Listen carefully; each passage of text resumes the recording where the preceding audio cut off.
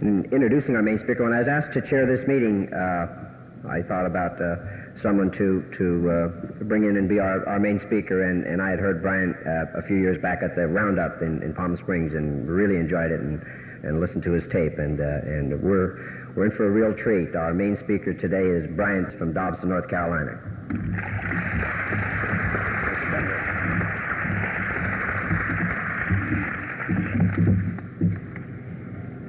My name's Bryant, and I'm a real alcoholic. Hi, Bryant.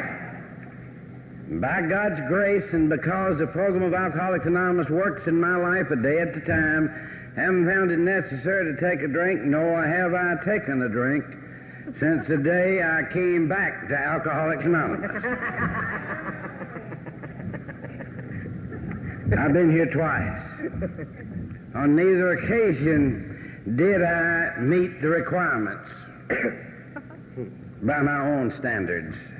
The first time I came, I was 25 years old, arrogant, full of pride. Nobody could tell me anything, and I was real smart. And I was too good for Alcoholics Anonymous. And I went back out and tried it for 6 more years, and when I came crawling back, I didn't know whether you'd have me or not. So neither time that I came did I meet the requirements, so I'm glad that you set the requirements for me.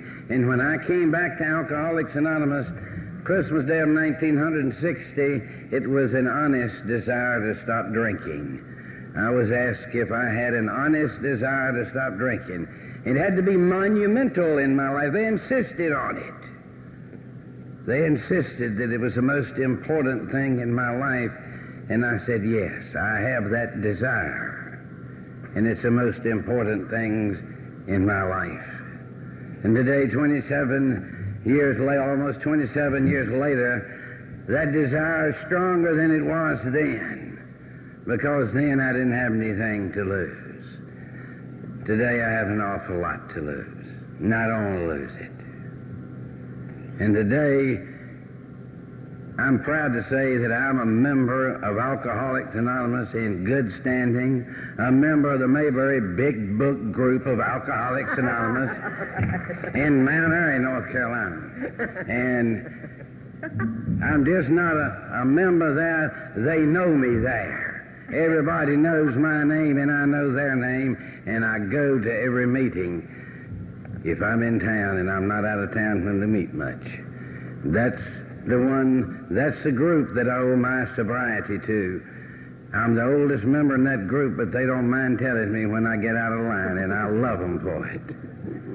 I love them for it. Now, I didn't really want to be an alcoholic. I didn't really say, well, in 1987, I believe I'll go out in L.A. and speak at the convention out there. I didn't want to be an alcoholic worse than anybody I've ever known in my life.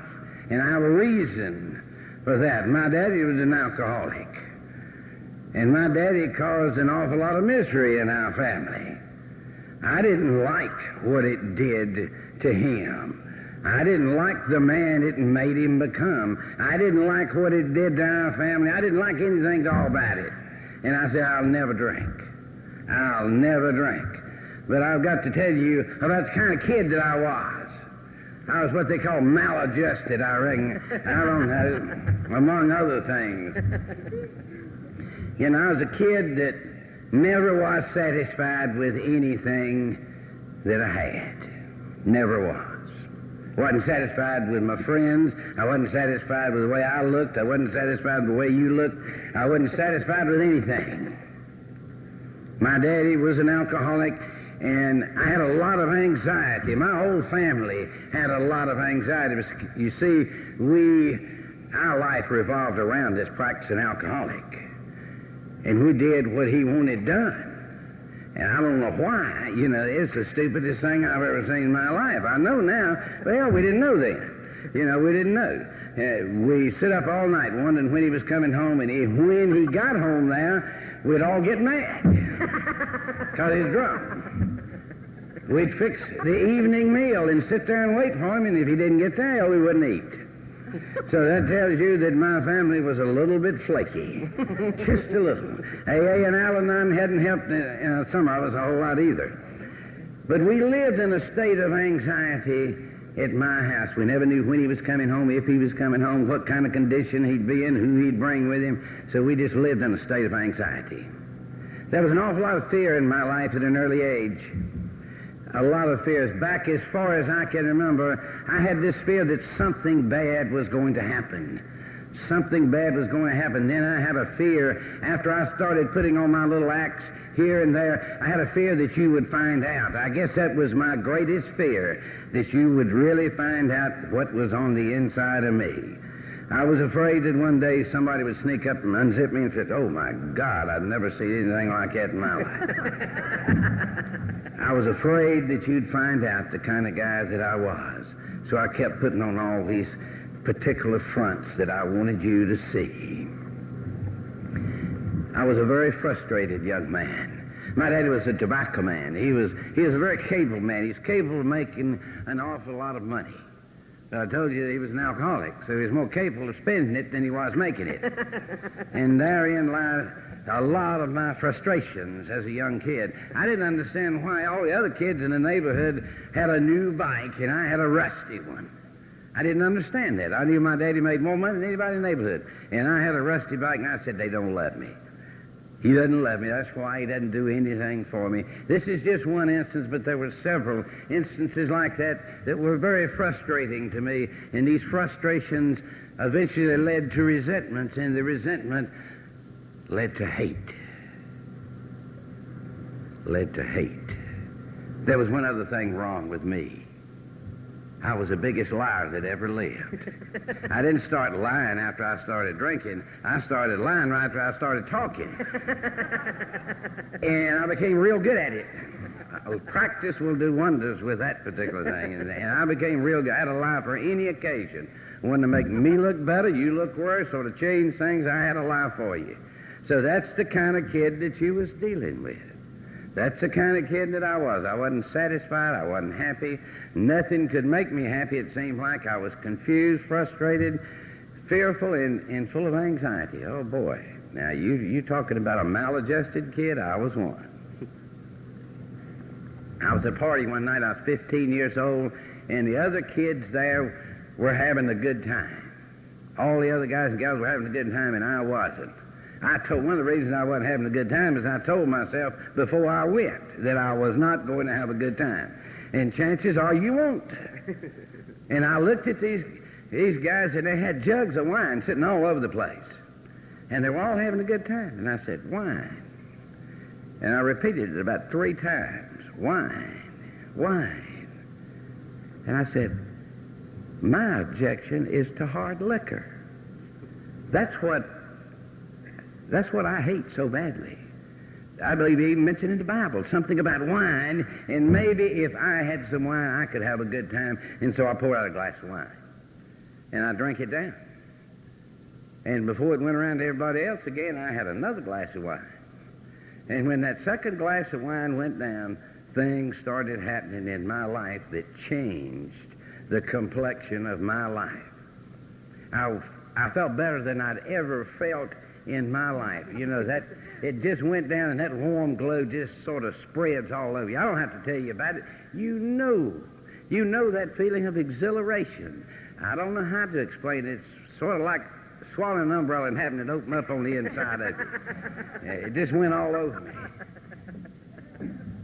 And here I was. I wasn't anxious anymore. I knew where I was. And there was no fear in my life. I was right up front, and I could socialize, and I could talk with people. And I said, I want to feel better.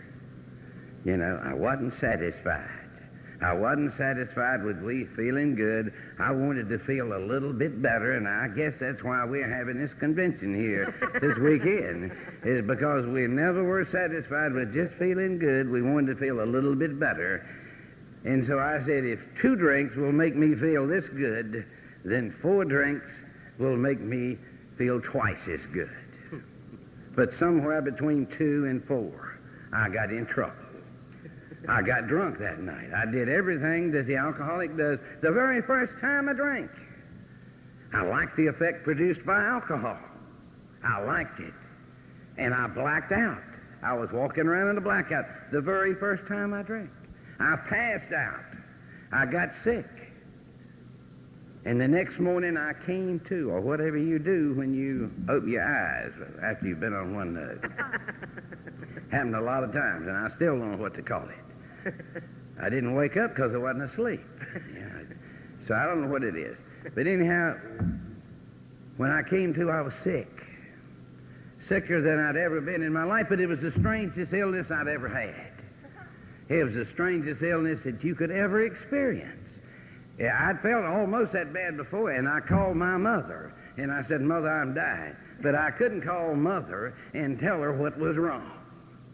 And I couldn't tell you what was wrong. In my mind, I was remembering those 2 glasses of wine and how good I'd felt the night before, and then I remembered how sick I was that morning, and guess who won? The 2 glasses of wine the night before.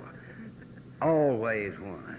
That euphoric recall that the Book of Alcoholics Anonymous talked about haunted me until the day I came back to Alcoholics Anonymous. And I'll tell you, it was a strange illness because you couldn't go out and say, boy, I drank something last night that almost killed me, and I can't wait to drink some more. You don't say anything about things like that. So you just keep it right here, and you said, just wait, I'll show them. And so I continued to drink on every occasion that I had. And every time that I took the first drink and there was enough alcohol there, I got drunk. It was true until the day I stopped. Never could control the amount of alcohol that I took into my system once I started. I knew early in my drinking career that I wasn't drinking like my friends. I knew that. None of those had been kicked out of Duke University. They were still going. And I wasn't. None of them were getting in trouble with the police. And I was. And I said, what's the matter? What's the matter? Those guys went to the same school. They're not as smart as I am. They don't have as good a job. Why is it they can drink and I can't? And I looked at those guys, and every one of them had responsibilities. They were responsible men. They had families. And I said, by God, that's it. They are responsible men, and I am a playboy. And that's why I'm having trouble, is because I don't have any responsibilities. Those guys don't have as much time to devote to drinking as I do. So if I can have a family and devote more time to my responsibilities, less time to my drinking, I can live a well-balanced life like these guys do. Well, you know, and I know that wasn't the answer, but I thought it was, and so I went about getting a family. Along then, it was real popular if you got married. If you were going to have a family, they sort of emphasized that, you know. So I found this girl, and we went down to our family doctor. I'd known him for years. He'd treated our family for years, and I told him I wanted to get a blood test, so I was going to get married. He said, have a seat. I'll see you in about 10 minutes. In about 10 minutes, he was right there. But he started talking about alcoholism. The strangest conversation I'd ever heard. He'd been to Rutgers or Yale or somewhere. I don't know where he'd been. But anyhow, he knew all there was to be known about alcoholism, and he told me more than I wanted to hear about it. He also started telling me about a place out on the edge of town that he treated alcoholics. I said, big deal. What's that got to do with a blood test? Finally, he got around to telling me what he wanted to tell me. I don't know why it takes them so long to do that. They beat around the bush. And finally, he got around to telling me what he really wanted to say in the beginning. He said, I've observed your drinking habits and pattern over the past few months, and I'm of the opinion that you're a serious problem drinker and an alcoholic. And if you can stop now, you've got many productive years ahead of you. But if you don't stop now, I can't promise you anything. Well, I hadn't asked him to promise me anything. Came in for a blood test, and here I'm getting all that. Finally, I just had to tell him that if he'd give me that piece of paper I came in for, I'd be on my way. And if I ever needed him, I'd call him. And I did. I told him real smart-like. And I was on my way, and I had to call him. Believe it or not, I had to call him. I did real good for a few months after I was married. Didn't drink anything but beer. An awful lot of it. But I didn't drink anything but beer, but that's the hardest work that I've ever done in my life. Try to stay drunk on beer. That's terrible. You have to get up early in the morning and start popping those cans. They didn't have flip tops in. You had to open them all. Had to start popping those cans and drinking as hard as you can to get a buzz on by noon.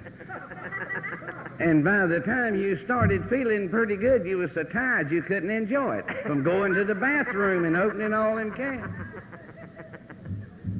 It was just too slow for me. I needed something to get down there and get it there. I needed to be drunk fairly early in the morning, to tell you the truth.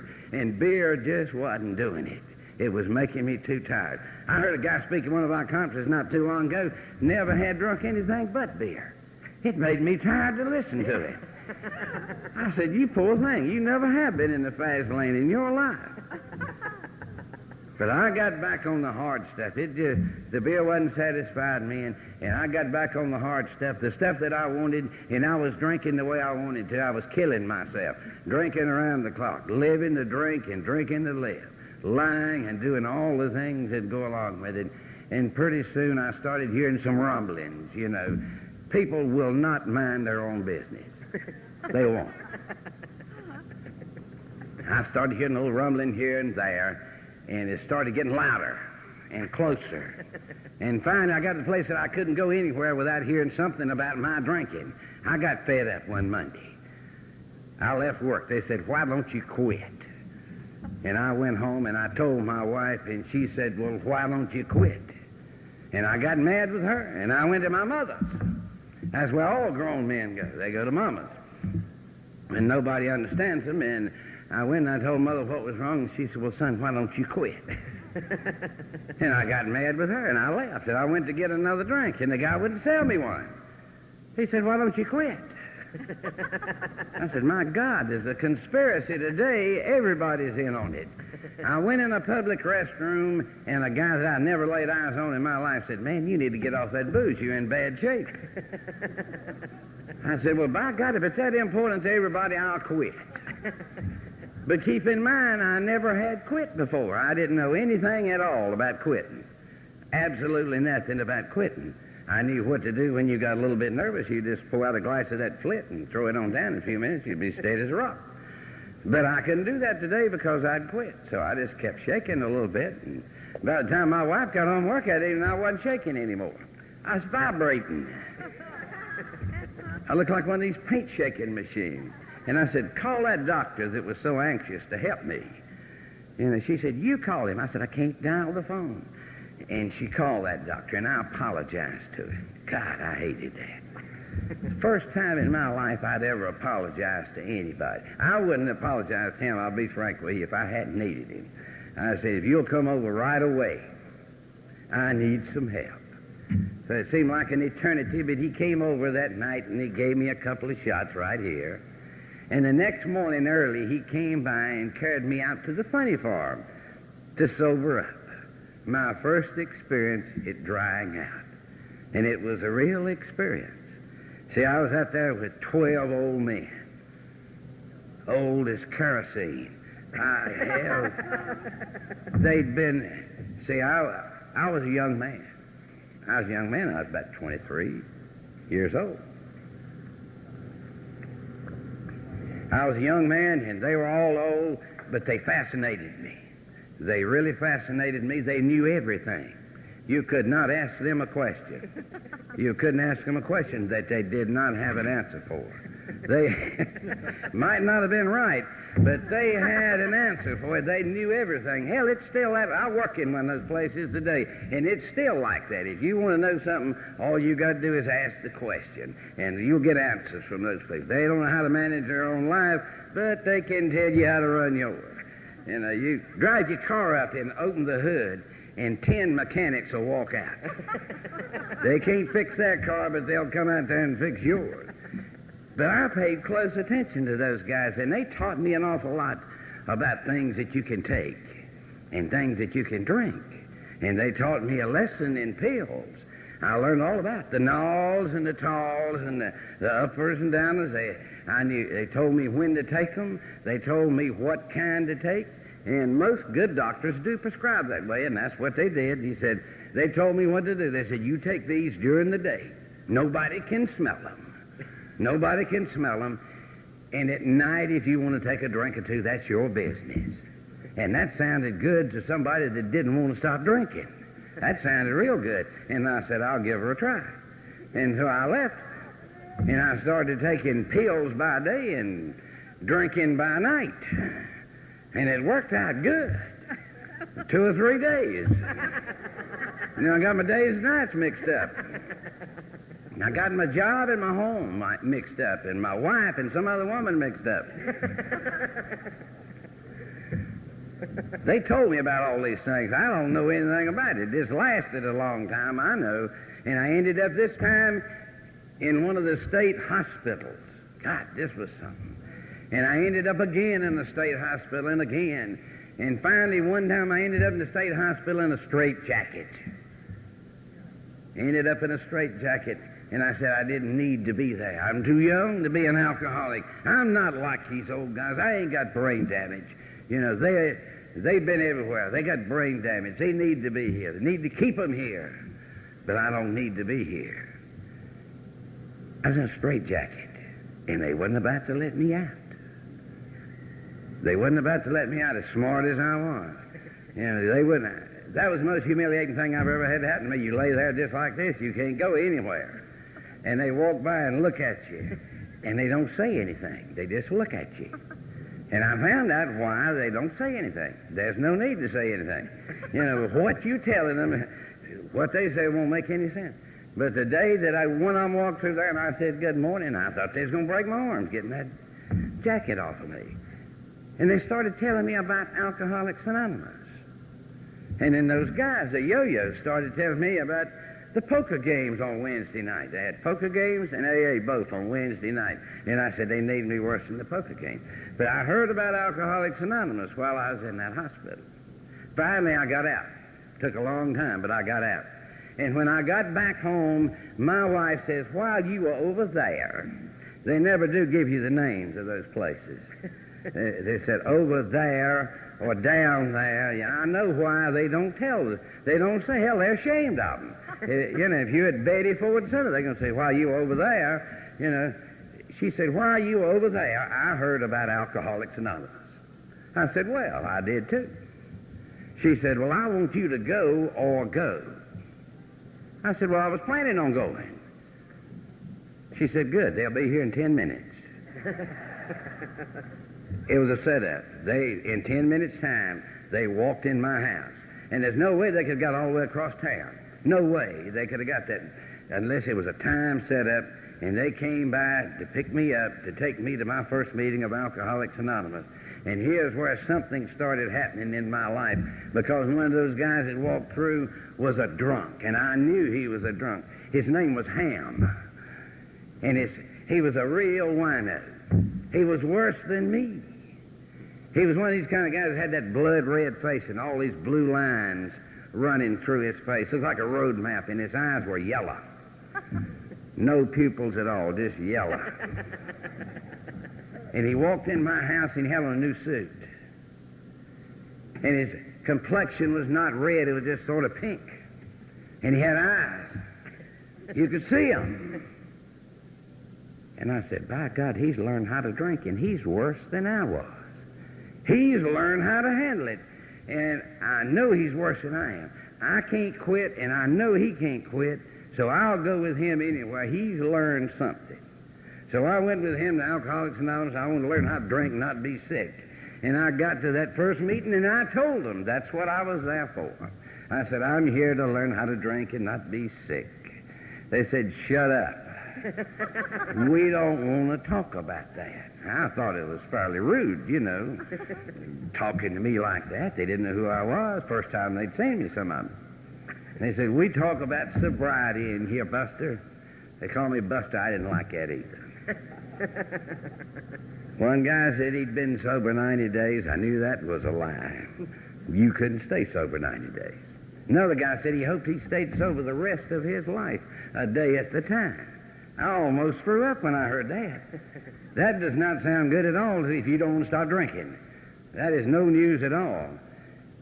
But those guys explained to me, and those gals explained to me that night, the disease of alcoholism as vividly and as descriptively as any professional I've ever heard. They told me about over any given period of time, it never got better. It always got worse. They told me that we were like men who had lost their legs, never grow any new ones. They told me that. They told me about the elevator process, that it was a downward trek, and I could press that button and I could get off on any floor. I didn't have to go all the way to the bottom like some of those people had. And I understood their description. I understood alcoholism, but I could not accept it in my life. I wanted to be an exception to the rule, but I go back to my wife there. She was pretty disappointed if I wasn't going to AA, so I continued to come to the meetings for her sake. Those people were relentless. They was like a new guy. They went to see her. They were everywhere. I couldn't escape those people. I'd be working in the store, and I'd turn around to one of them and say, "How you getting along, Bryant?" I started in the ABC store, liquor store, whatever you call them, out here. I started in the liquor store one night. One of them said, "Where are you going?" I said, "I got there following me." When you got through eating at night, there was no need to look out the window to see if they were there, because they were there. They every night they was going to meetings. I said, "I got to get away from these people. I got some business to take care of." So I got away from those people, and I said, "I'm going to do things my way." And for the next 6.5 years, it was hell. That's the only way I know to describe it. I found myself in places that I didn't want to go. And I said, "What are you doing in this dive?" And I couldn't explain why I was in that dive. But I was back the next night, and the next. And soon there became a hangout about it. But I didn't want to be there in the beginning. I was with people that I didn't ordinarily associate with, and I said, "What are you doing with this bunch of yo-yos?" I didn't know. But I was back with them the next day and the next, and soon they became friends of mine. I didn't want to be with them in the beginning. I was taught principles when I was a kid, the same principles that I'm taught in Alcoholics Anonymous. The principles of honesty and purity and love and unselfishness. I was taught these principles, and one day I found myself sacrificing the principle of honesty. And I said, "What'd you do it for, dummy?" And I didn't know. I didn't know. And I found myself again sacrificing that principle of honesty, and it didn't hurt quite as bad this time. And soon it got to where it didn't hurt at all. And when it didn't hurt at all, I didn't have any principles to live by. And when you have no principles to live by, my friends, you have very little to live for. And I had very little to live for. I was a hopeless, chronic alcoholic. Everybody had given up on me. I had served time in my own hometown. I had done all the things that I said that I would never do, and I found myself on Skid Row in that town that I lived in, panhandling for another drink. And I woke up one day and the bells were ringing, and they always rang, but they were ringing exceptionally loud this time and often. It was Christmas Day, and I didn't know it was Christmas Day. But I drank this booze that I had, and I said, all of this hurt and all this sickness will go away, and it didn't go away. When I finished it, it was worse than it was before it started. And suddenly I panicked, and I realized that I didn't have a friend in the world, and I didn't have anything that I could rely on in this world, and I knew that I was in a situation that only a miracle could happen. And I'd bargained with God before. I said, "If you'll do this for me, I'll do that for you." But I didn't have any bargaining power. I didn't have anything. I said, "God, I'm at your mercy. If you will give me another chance, I'll do what you want me to do." That was Christmas Day of 1960. And by God's grace, I haven't had a drink since then. I went to a farm for alcoholics, and I went through all the DTs and everything, and finally I came to after 12 days. After 12 days of DTs, I came to my senses, and my first thought did not go back to those 2 glasses of wine, how good it made me feel. It didn't go back. My first thought was I'd been sick. And I said, God, I don't ever want to be that sick again. I never want to forget how sick I was. And my second thought were the people in Alcoholics Anonymous. I said, if I go back, maybe they'll take me. And I never have let those 2 thoughts leave my mind every morning upon awakening, because I never want to forget how sick I was, and I never want to forget where my help came from. And I went to Alcoholics Anonymous from that facility with a suit that they'd given me, and this is where the miracle continues in my life. I walked into that meeting of Alcoholics Anonymous worse shape than anybody I'd seen in a long time. I had no recall whatsoever. You know, I've heard people say some of us are sicker than others, and that's where it originated when I came in. Somebody said, how do you know? I said, hell, I never had heard it before. That's why. But I'm pretty sure that's where it originated, because I had no recall. I'd listen to a speaker, and I said, man, he was great. And I'd get outside of the room, I said, what did he say? And I couldn't remember anything, but I could remember this. And I don't know if you have to remember a hell of a lot more than what I remembered. I remembered where Alcoholics Anonymous was. I remembered what night they met. I remembered that first drink was the one that would get me drunk. And I remembered you, that had been in the same condition of mind and body that I'd been in, and I knew that you were doing better, and I knew that if I kept coming back that I'd get better. And I don't think you need to know a hell of a lot more than that when you come to Alcoholics Anonymous.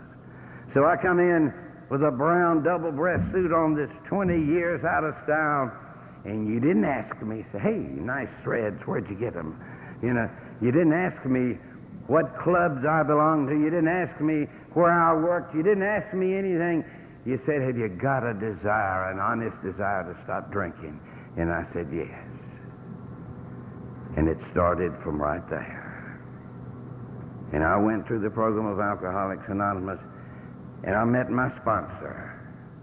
The group assigned me that sponsor. God, that's a hard way to get one. And he'd have been the last one that I would have picked. But he was a man that saved my life. He was a man that told me the very first night, he said, look, I'm not in this to be your friend. I'm in it to save your butt. And if we can save your butt, then I might become your friend. But I'm not going to tell you the things that you want to hear just to be your friend. I'm going to tell you the things that you need to hear from the book of Alcoholics Anonymous so that you can recover. It can be done. And I thank God tonight for that man. I told everybody, people, I said, I hate him. They said, hell, everybody hates him. He was anything that I didn't want to be. He was loud. He was profane. He had no tact whatsoever. But he'd been sober as long as God. And you couldn't deny that. And he was the kind of guy, if you sat in a meeting and you said something that wasn't in the book, he'd stand up and raise his hand and said, what page is that on? Speakers hated to come to my group because he'd stand and raise his hand, but he believed in it. And I said, it's easy for you to stay sober. It's easy for you to stay sober, old man, because you got a family, and they surround you and they support you. I don't have anybody. I said, if I got to have my family back. He said, the book don't say that.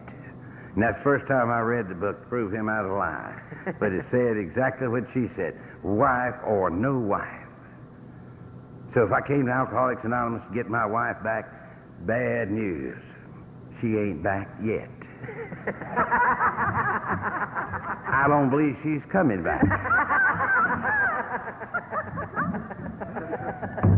Now, I got a little impatient about 24 years ago. My sponsor told me I'd found another one, and I did. He went with us to get married, just to make sure his prophecy would be fulfilled.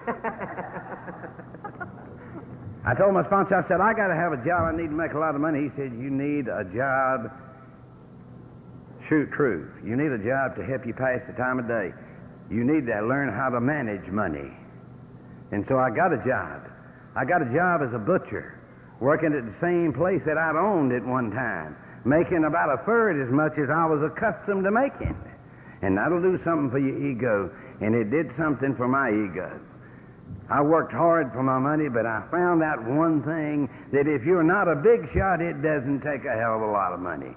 And so I wasn't a big shot anymore, and I started making my money count like average people do. And I started crawling through these steps of Alcoholics Anonymous. And that man knew that I was sick, and he helped me with those steps. And when I worked him the first time, he said, "Son, have you done it to the best of your ability?" I said, "Yes, sir." He said, "I believe your ability has increased.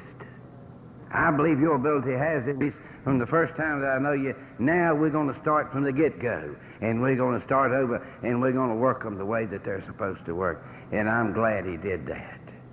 I'm glad he did that. We worked them according to the book of Alcoholics Anonymous. And he went with me to make some amends, and I didn't want to make these amends. I didn't want to make them, but he said, "You got to do it." One of them was a judge. I didn't want to make amends to him. That judge was special in my life. He practically raised me from the time I was a kid. He sponsored me in the Y.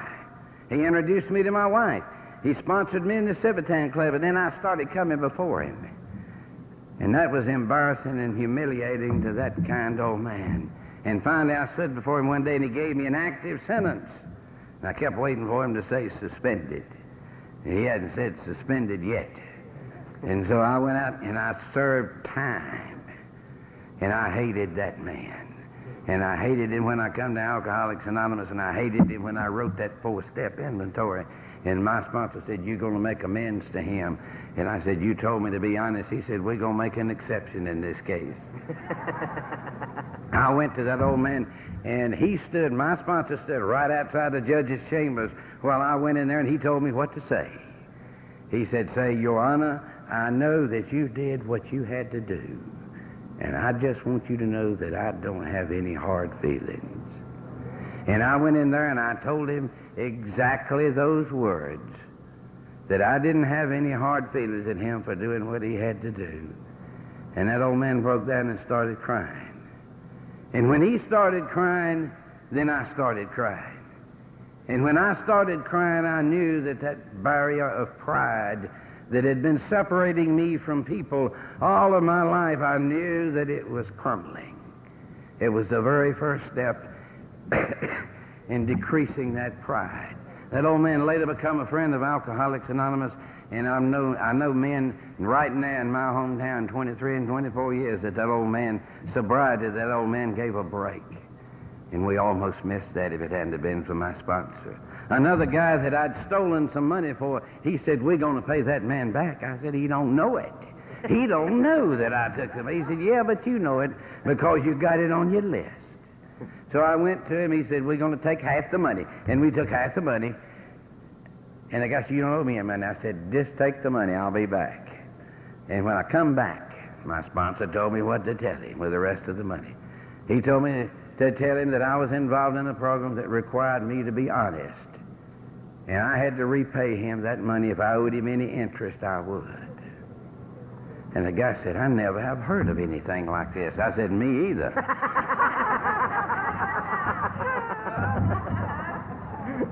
But that guy became a friend of mine, and he respected me. And later on, my daughter had a real estate deal, and she was dealing with that man. He said, "I've got to have some money." She said, "I've got to contact my daddy." She said, "Who is your daddy?" And she told him her daddy's name. He said, "That's all right. If your daddy will give me a telephone ring over the phone and tell me that he'll pay it, I'll take his word for it." So I made that amends. I made amends to everybody that I knew, everybody that was on my list, and I could walk those same streets that I had trudged down and didn't think I'd hardly make it. I'd go around blocks and blocks to dodge people, and I could walk that street, and I knew that I could look everybody in that town in the eye, and I knew that I didn't owe them a thing, that everything was all right, and that's a pretty good feeling. That's a pretty good feeling. I never have experienced it. I guess it looked pretty tough, a grown man walking down the main streets of our hometown crying, but that's the way it was, because I knew I was free. I knew what the book was talking about. I knew what my sponsor was talking about when he said, you're going to know a new freedom. And I know that new freedom. You know, I thought I was free when I got out of that nut house. I wasn't free when I got out of that nut house. I was loose. That's all I was. But when I was able to get all of these things out of my system, I heard my friend Chuck say freedom was an inside job, and it is. It has nothing to do with location. None whatsoever. Location has nothing to do with freedom. But today I know that new freedom. And I know that new happiness that they talk about. And that happiness is what you've taught me.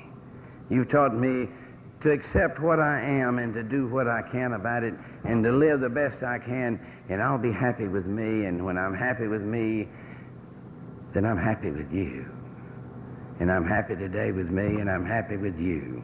And I know that new happiness. I used to equate laughter with happiness. But that has little to do with happiness. I can tell the biggest jerk in the world a joke and he'll laugh. But when you laugh, I know that it's from the heart. And I know that you know what I'm talking about. So I know these promises have come true in my life, and really some miraculous things have happened in my life as a result of the program of Alcoholics Anonymous, and I'm going to close with them. My daddy, I had him on my grudge list. I hated him. Hated his guts. I said, because I inherited it from him. I never had a chance. He never gave me an opportunity, and that's a lie. I was given an awful lot of opportunities. I never took advantage of any opportunities. I always took advantage of the people who presented the opportunities to me. But I blamed my daddy for my alcoholism, and I said I'll hate him till the day I died. My sponsor said, you'll pray for him. And I started praying for him. Didn't want to. It wasn't much to begin with. It just, God bless him. And then I could say, God bless him, and mean it. And then I could say, God bless him, and take care of him. I've forgiven him, and I hope he's forgiven me.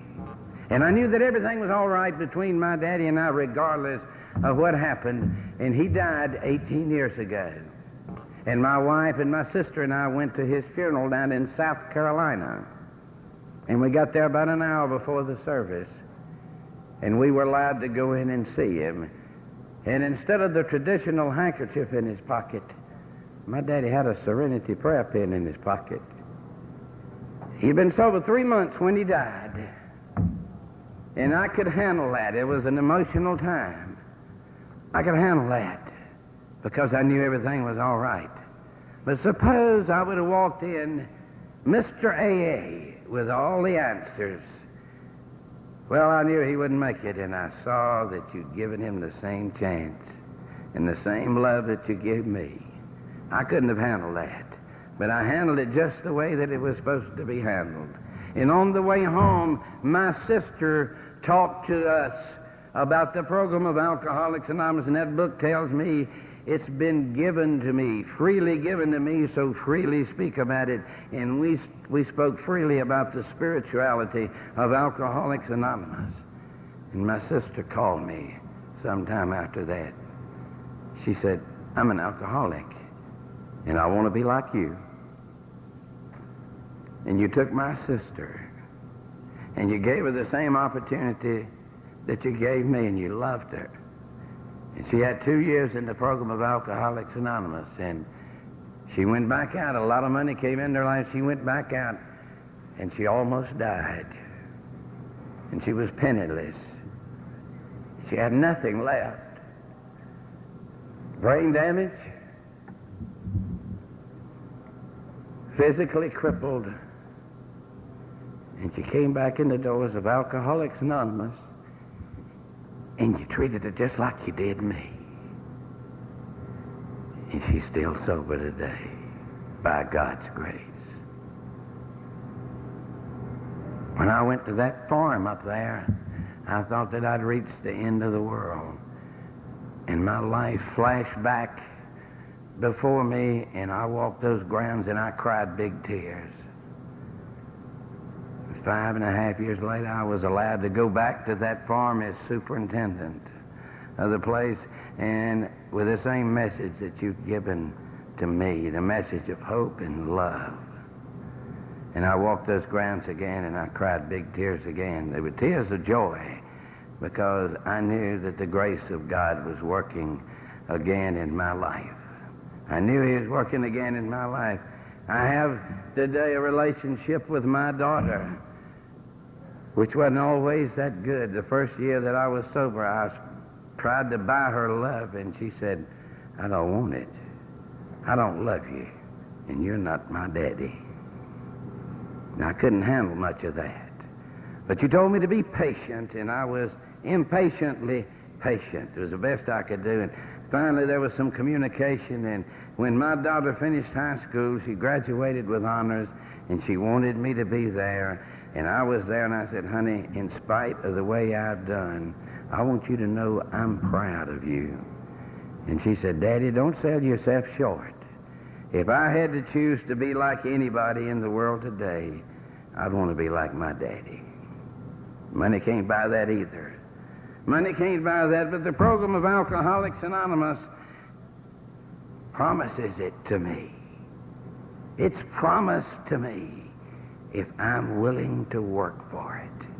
Just to sacrifice a little pride, just to sacrifice and to deflate that ego and become one of the troops and stay one of the troops is what I want to be. I don't ever want to be looking down on anyone else again in my life. I'm completely satisfied with being a rank and file member of Alcoholics Anonymous, and to tell about the miraculous things that's happened in my life, how God in his infinite mercy and wisdom saved me from a seemingly hopeless state of mind and body through people that knew what they were talking about. Alcoholics Anonymous is my life. I've been given that daily reprieve contingent on the maintenance of my spiritual life. And I wouldn't trade places today with anybody in the world that I know of. You couldn't offer me anything different, because I'm happy with me. And I'm happy with my wife in Alcoholics Anonymous, and I'm happy with my home group, and I'm happy with my friends. So today, happiness is mine. And I'll close by saying I'm not really the guy that I want to be. You know, I know what I need to be. I've got a role model there. I want to be a little more like God in my life, and some days I fall way short. Some days I have more compassion than others. The next day, I might be a little bit short.